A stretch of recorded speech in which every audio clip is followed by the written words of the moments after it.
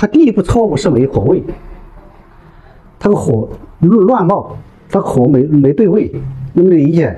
你注意看啊，这下面这个9个头的气孔对应这9个头的气孔，它是个一对应的关系，它没有对位，犯了2个错误啊。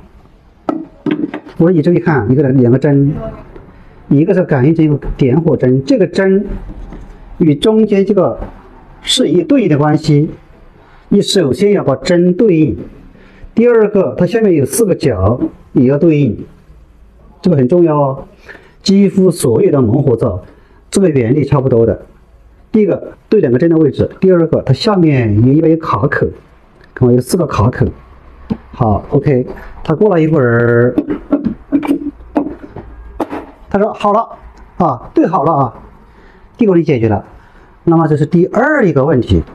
第二个问题他说还是一样的，这个对位的问题他理解了，他明白了。他但是点火还是很困难呢啊。我说很困难，这是2个问题，请注意啊，这个没什么技术含量啊，我还是要依然拿起来，注意啊，这一个9头猛火灶，它有很多个孔，其实是上百个孔。我说你点火困难，一般来讲啊，你准备的牙签，小的牙签，我们要中心啊，这个中心的孔通一通，每个孔都通一通，这个很重要哦，因为这个孔就相当汽车火花塞一样的，它有积碳啦、堵塞啦，它又不是全部堵，多一点点，多一点点的结果就是孔径变小了，它就是放气很困难，能不能明白？我看它的分火器有点脏啊，我建议他用那个去重油的，喷一喷，用牙刷刷一刷，洗一洗，经常打理。其实火孔随时打理的，是这个意思啊。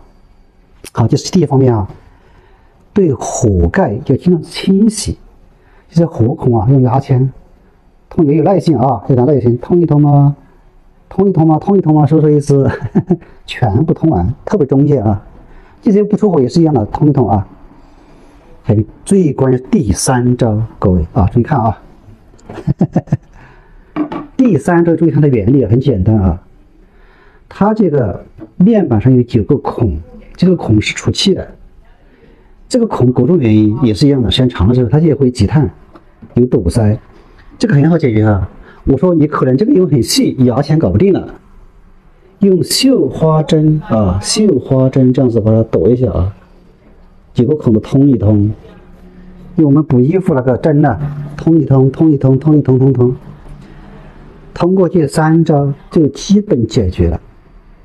我说清楚没有？啊，今天下午就是河北保定啊，河北保定那个朋友搞定了。就3招搞定了，能不能理解？各位，这些小常识啊，